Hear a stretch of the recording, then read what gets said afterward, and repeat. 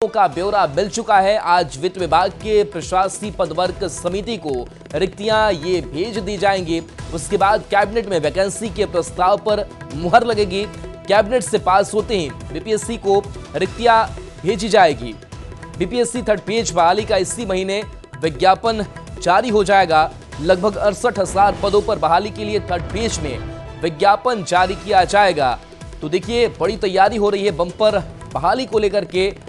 Third और fourth page दोनों बहालियों को लेकर के ये तैयारी शिक्षा विभाग की। थर्ड पेज बहाली के लिए विभाग को रिक्तियों का ब्यौरा मिल चुका है। रजनीश हमारे साथ जुड़ गए हैं। रजनीश, बम्पर बहाली की तैयारी, रिक्तियां भेजने की तैयारी, कैबिनेट वैकेंसी के प्रस्ताव पर मुहर लगने की प्रोसेस, क्या अपडेट इस पूरी बहाली प्रक्रिया पर? देखिए राहुल, 2024 के आगाज होते ही बहाली का भी आगाज हो गया है। खासकर शिक्षा विभाग जो है बम्पर वैकेंसी देने जा रहा है। के पाठक ने इस बात की पुष्टि भी कर दी है।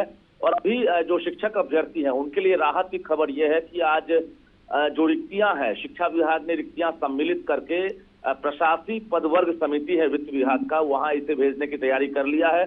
यानी प्रशासनिक पदवर्ग समिति जैसे ही मुहर लगाएगी, वो जो रिक्तियों का जो फाइल है यानी जो प्रस्ताव है वो कैबिनेट चला जाएगा।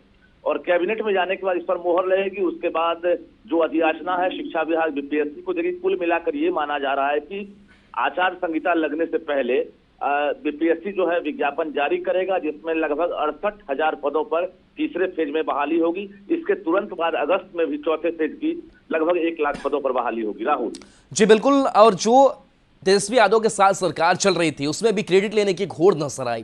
क्या ये भी संदेश देने की कोशिश की, देखिए हम एनडीए की सरकार में हम भी नौकरियां देना जानते हैं, रोजगार देना जानते हैं, और उसी पथ पर सरकार आगे बढ़ रही है?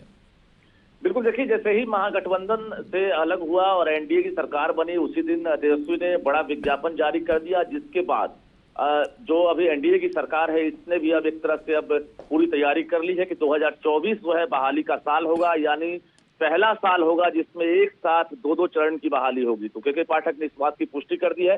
कुल मिलाकर लाखों शिक्षक अभ्यर्थियों के लिए 2024 जो है वरदान साबित होने वाला है। राहुल चलिए बिल्कुल। तो क्या लग रहा है कि जो इस बार की बहाली होगी उसमें काफी जल्दबाजी भी होगी, समय उतना नहीं लगेगा, वो तैयारी शिक्षा विभाग की तरफ से है? देखिए, इंटरनल कैलेंडर जो है शिक्षा विभाग ने जारी कर लिया। और के पाठक जिस प्रकार के अधिकारी हैं, यानी उनकी एक अलग टीम काम कर रही है कि जैसे ही वो आदेश देते हैं उस आदेश को तुरंत लागू किया जाता है।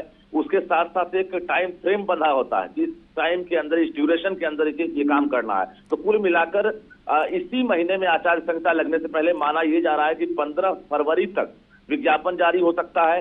इसके साथ साथ जो मार्च महीने है उसमें परीक्षा हो जाएगी और इसके साथ साथ अप्रैल में रिजल्ट भी इसका जारी हो जाएगा। तो सभी तैयारियां कर ली गई है।